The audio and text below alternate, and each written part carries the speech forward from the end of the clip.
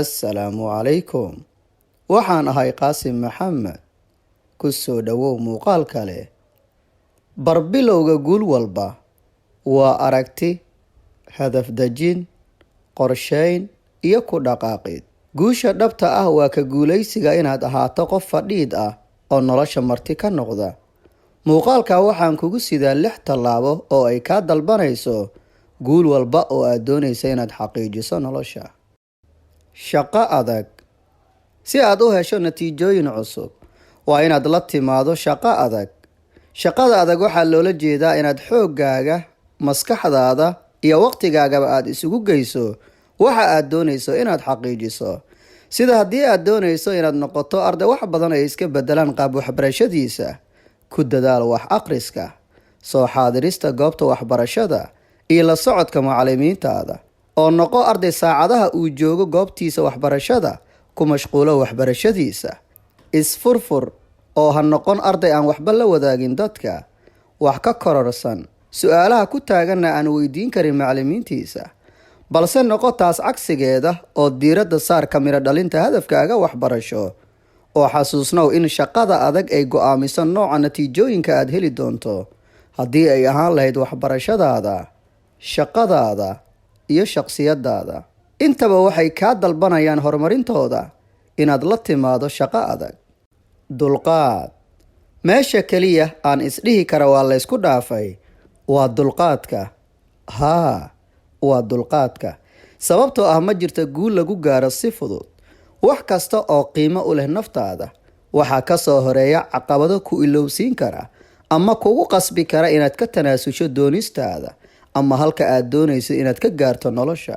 haddii aadan lahayn dulqaad iyo samir aad ku wajahdo caqabadahaas, mar haddii aad la timaado shaqo adag oo aad dadaalkaaga isugu geyso inaad natiijo macno leh ka soo saarto, shaki kuma jiro inaadan si fudud ku soo saari doonin natiijadaas cusub ee aad rajeynayso ilaa naftaada ay u dulqaadato kuna samirto wax kasta oo ka hor yimaada, sababi karana in layska ilaawo xaqiijinta yoolkaas.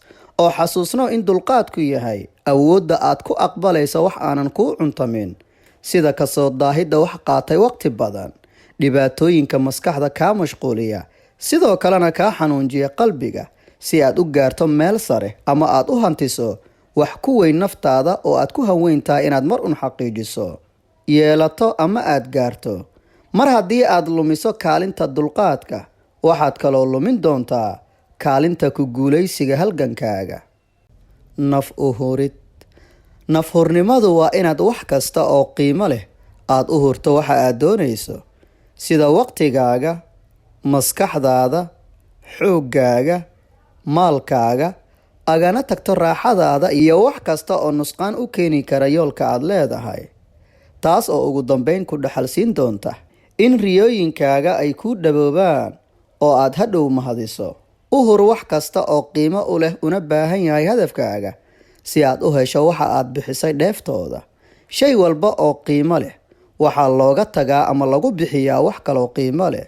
sidaasi darteed ayaan ku leeyahay, hadaf kasta oo aad ka leedahay nolosha kama maarmi kara inaad u hurto wax kasta uu u baahan yahay kuna xaqiiqoobi karo hadafkaas.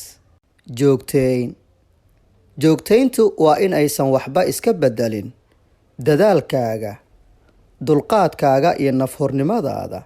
si kastoo ay xaaladuhu isku bedelaan, caqabadaha u kordhaan, riyooyinkana ay mugdi u galaan, oo xasuuso mar walba wax aan lagu dhibtoon in aan marnaba lagu dheebsan. sidaasi darteed joogtay howlkarnimadaada, dulqaadkaaga iyo nafhurnimadaada si aad u soo saarto natiijo cusub una xaqiijiso hadafyadaada. anshax. anshaxu waa u dejinta naftaada sharciyo iyo nidaamyo ay raacdo uguna dhaqanto si maalinla ah, kuwaasoo hagaya naftaada, dhisaya shaqsiyadaada, kaa reebaya caadooyinka aan wanaagsanayn, kuu dhisaya caadooyin ka wanaagsan kuwii hore, kuuna dhoweynaya hankaaga iyo hadafyadaada. sida inaad maya dhihi karto marka saxda ah ee aad u baahan tahay, inaad naftaada ka reebi karto wax kasta oo dib u dhigaya mar kasta oo ay go-aan ku gaarto inay hore u socoto, sida saaxiibada aan u wanaagsanayn naftaada iyo caadooyinka xunxun. sidaasi darteed safarkaaga nolosha waa u muhiim anshaxa. Isku kalsoonaan. Isku kalsoonaantu waa rumaysashada awoodahaaga, xirfadahaaga, tayadaada, kartidaada, qofnimadaada iyo wax kasta oo quseeya naftaada. Ha fiirin shaqada uu qabtay ama guusha uu gaaray qof kale, balse adiga isfiiri, imise guul ayaad hore u soo xaqiijisay, imise shaqo ayaad si wanaagsan u soo qabatay, imise qof ayaad caawisay qalbigana u dhistay.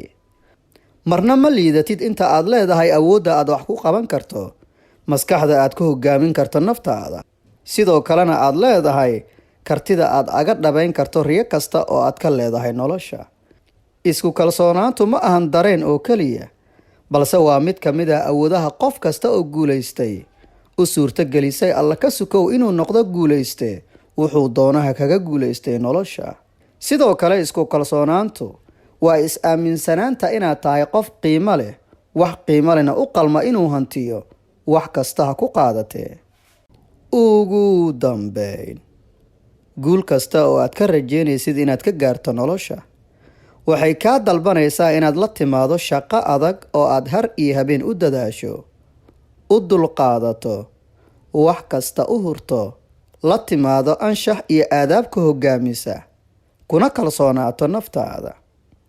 hagaag, inta aan goordhow ku kulmi doono muuqaalka xigana waxaan ku leeyahay waxaad tahay qof qiimo leh, una qalmo wax kasta oo qiimo leh inuu hantiyo.